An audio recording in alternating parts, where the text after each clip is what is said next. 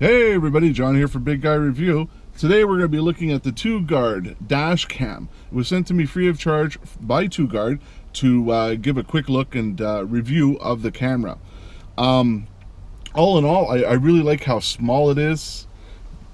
But again, comparing it to the size and configuration of a my G1W, whether clone or authentic, it doesn't really matter to me, you know. So they're basically about the same size. The screens, again, comparative in size. The lenses,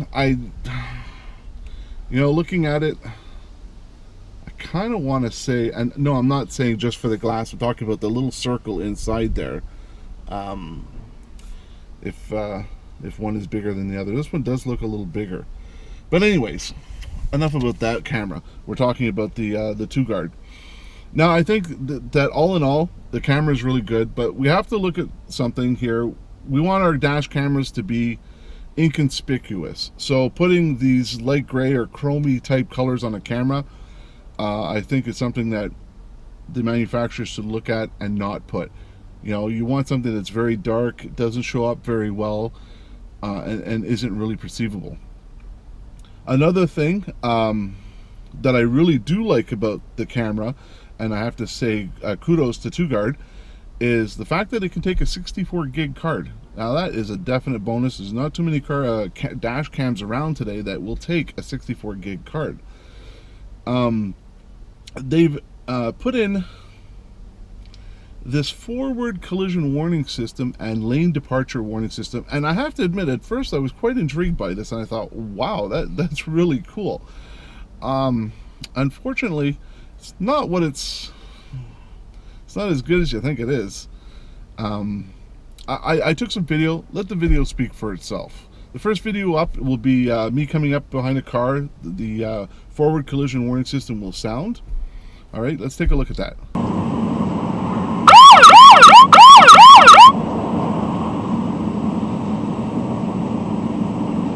All right, now in this next video, same situation, pulling up behind a car, but the forward collision system, warning system does not sound. Prides itself on a sense of compromise.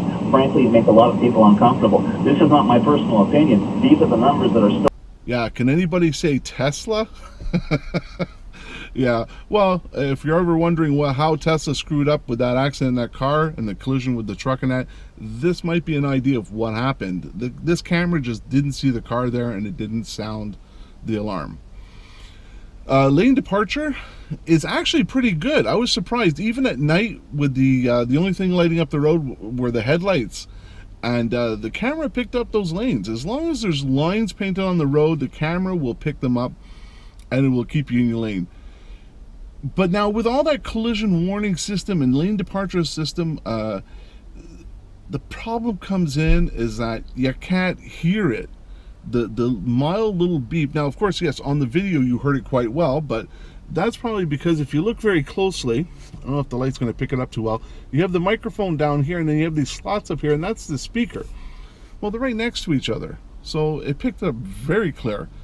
But for me being a driver, if I open my window and I'm driving, I'm not going to hear it. It's almost inaudible.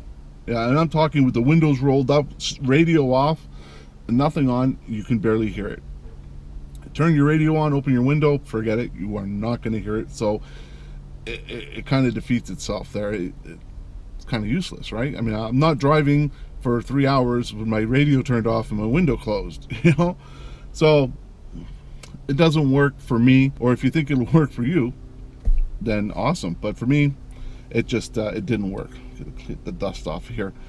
The daytime color was really nice, as you saw in some of the video shots there.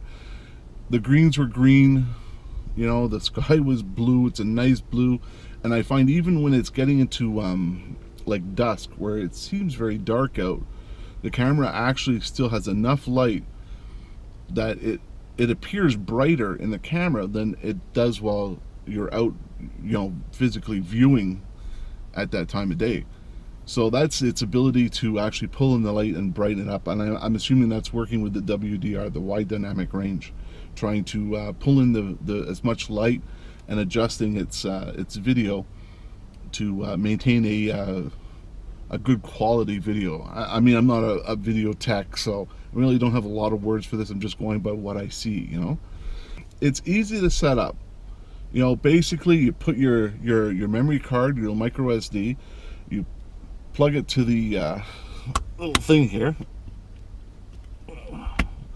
and you slide this on here.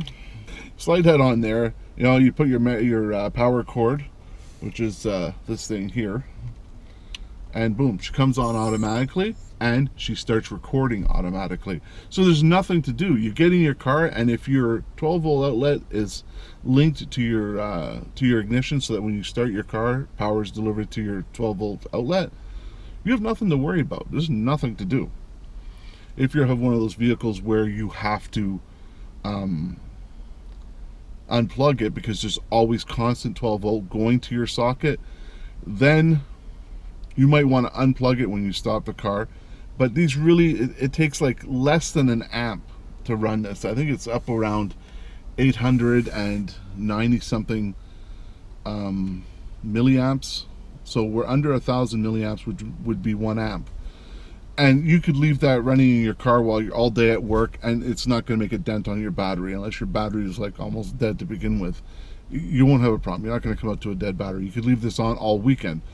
In my van, I leave my G1W on all the time, and I've never had a dead battery caused by my G1W. So if something does happen, you know. But in another video, I'll go through everything. We'll go through the menu, and I'll explain all the little things in the menu, and we'll even take a look at the forward collision and the lane departure system. Anyways, those are my thoughts on the TOGUARD. Like I said, it's not a bad camera. But it does have its shortcomings. But you have to compare, you know, the price versus what you really want. You know, if you wanted a second camera for rear viewing, or you want 2.7K or 4K, this is not the camera for you. But if you just want a run-of-the-mill, easy to install, easy to set up camera, then this would be a great choice. And the price is, I think, very reasonable. And don't forget that 64 gig capacity. To me, that's a winner. Anyways, my name's John. I hope you enjoyed this, and we'll see you in the next one.